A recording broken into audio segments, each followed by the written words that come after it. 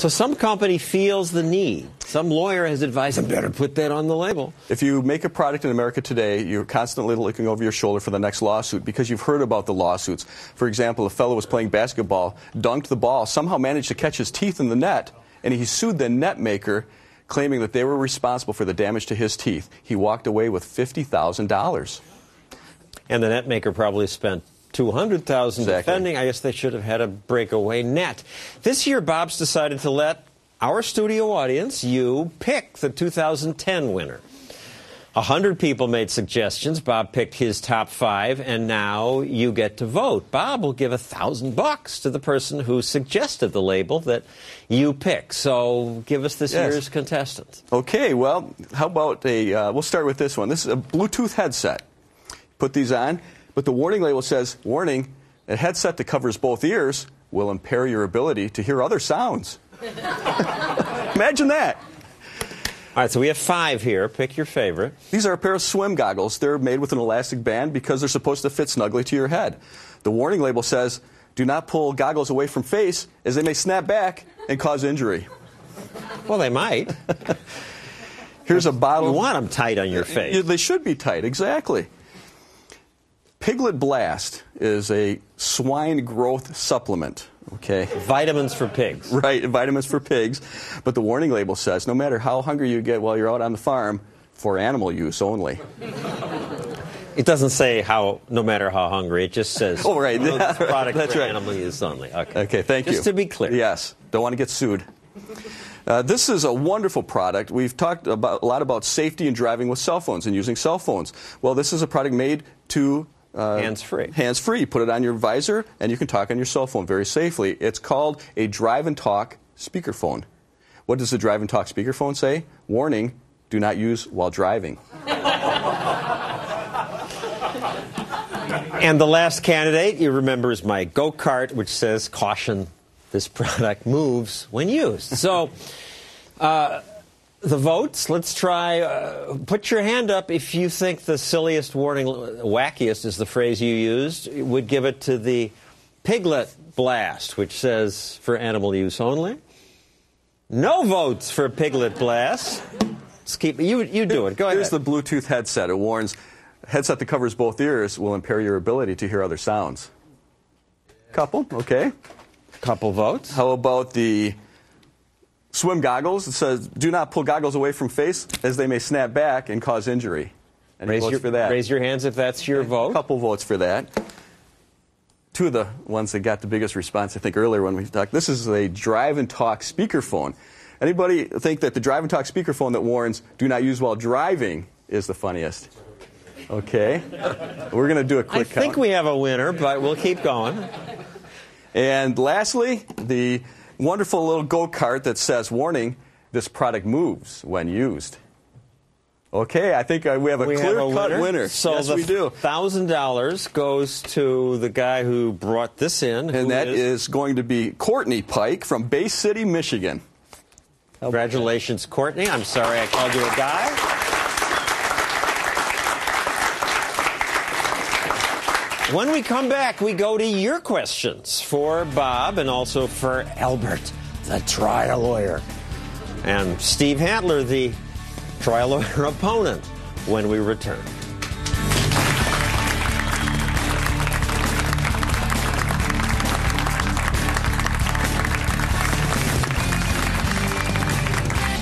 John Stossel.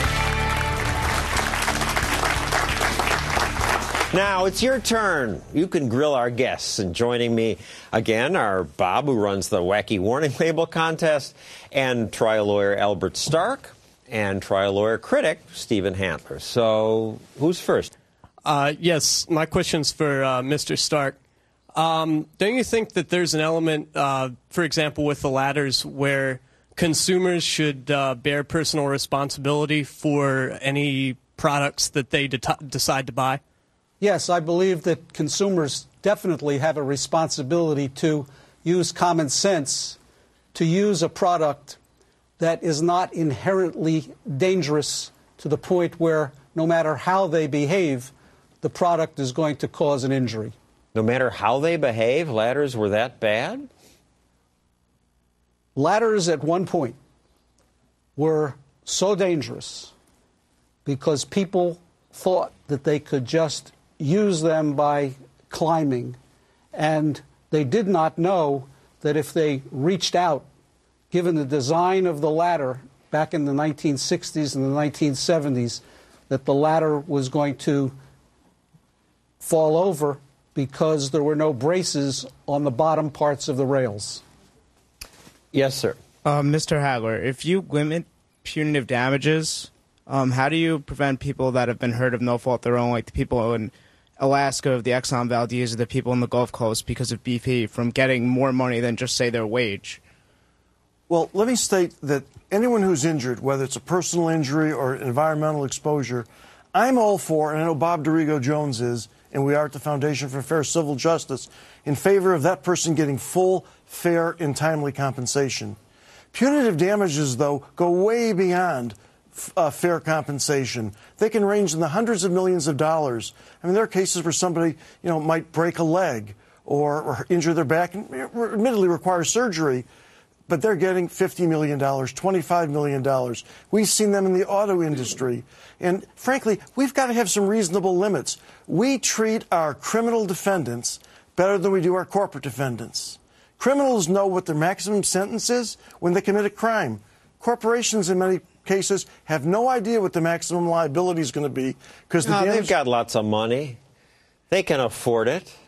I'm glad you raised that, John, because just as corporations don't pay tax, we pay the tax. Corporations don't pay the high cost of the lawsuit abuse. That gets passed on to every product and service every one of us buy. That's the $2,000 a year annual tort tax. So I think it's a myth when the plaintiffs' lawyers say they make products safer and corporations have the money. We're the ones. The trial lawyers are coming into our pockets, taking 40 and 50% of recoveries, where their clients are getting less than 50 cents on the dollar. You want to answer that? Steve, the tax wouldn't be so high if corporations were responsible and didn't play hide and seek.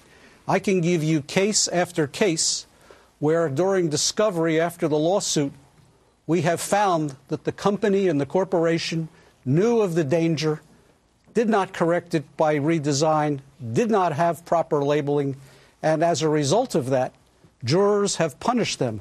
They do not like corporations playing games with the consumer, and hide and seek is one of the most dangerous. Can I respond, John? Sure.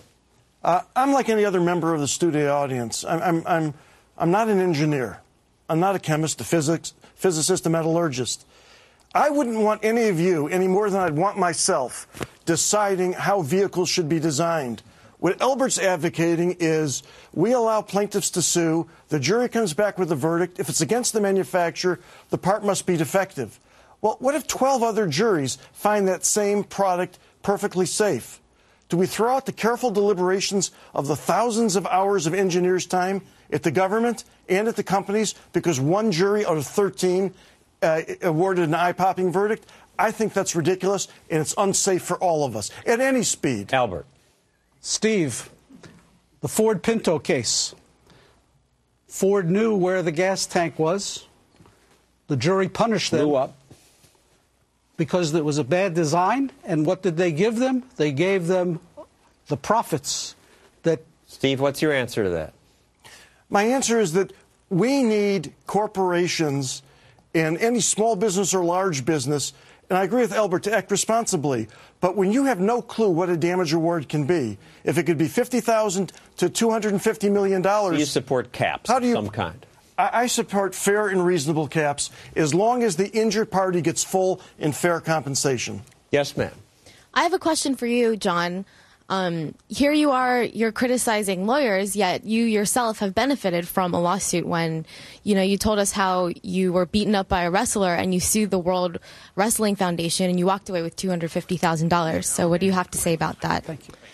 Well, it's true. I was beaten up by a pro wrestler, and I sued the WWF. Oh, yes, great. Here we have it again. I stupidly got up, and he hit me another time. Look, I'm not saying we should have none of these lawsuits. I thought I should teach them that they can't go having reporters beaten up. So I filed a suit. But my experience was it was a sleazy enterprise. My lawyer wasn't interested in justice or what really happened or who was at fault. It was just about the money and trickery and discovery in court. And yes, I made some money, and if a pro wrestler beats you up, I would encourage you to sue too. I'm saying we should limit the number of cases. I knew I had a good case. Who's next? Any other questions that someone would... why don't you pass the mic to this? Doesn't count unless you... Over there you go. Very simple. How about the idea of loser pays?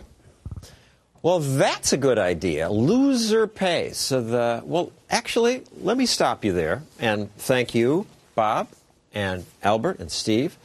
When we return, I have a solution to lawsuit abuse.